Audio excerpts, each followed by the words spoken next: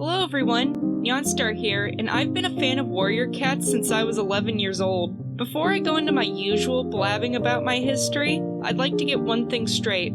My sister gave me the nickname Nyonstar when we were young by mashing two words together. This was before either of us read Warriors, so my nickname has nothing to do with it. I only say this because people would ask when I played online games as a kid. Warrior Cats is a book series that started in 2003, the year before I was born. It's about a group of wildcats that live in different clans and worship the stars, which are their dead ancestors. Although the covers say it's written by someone named Aaron Hunter, it's actually written by a team of rotating authors. It's been running for over 20 years with 8 arcs, 6 books per arc, manga, novellas, super editions, which are big novels usually about a single character, field guides, merch of varying quality, and a very talented fan base.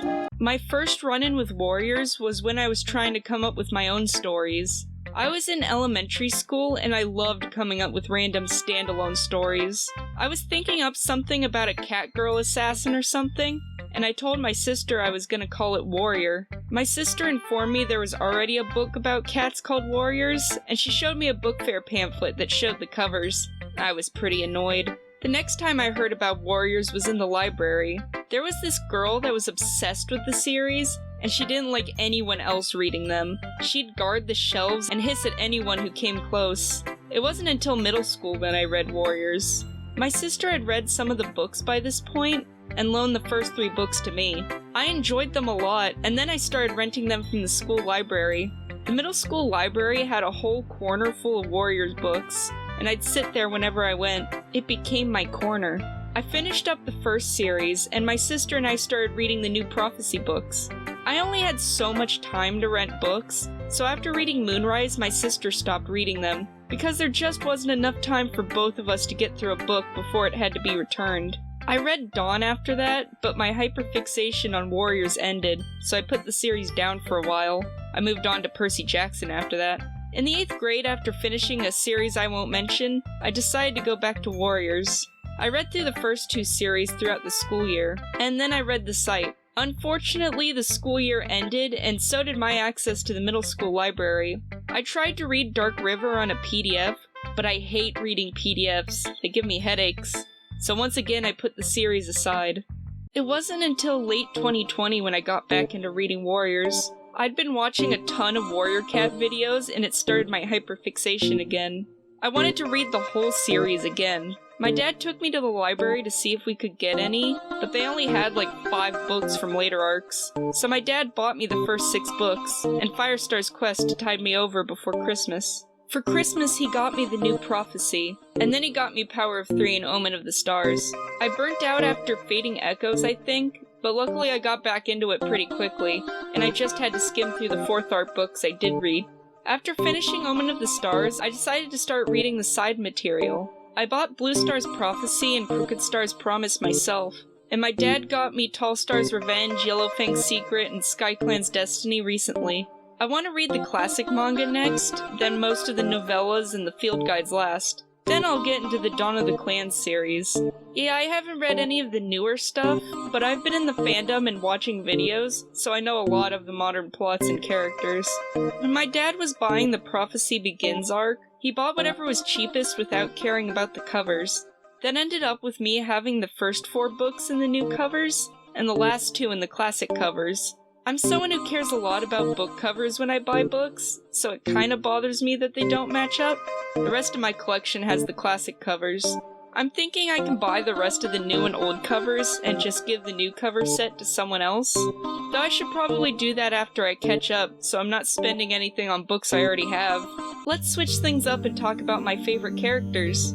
I think my favorite Warriors character of all time, hands down, is Firestar. I know he's the main character, but I always felt like he had depth. He loves his family, and I adore that about him. I hate that he was just a boring background character later on, and I love reading fanfic where he gets angry at StarClan and how they've treated his family.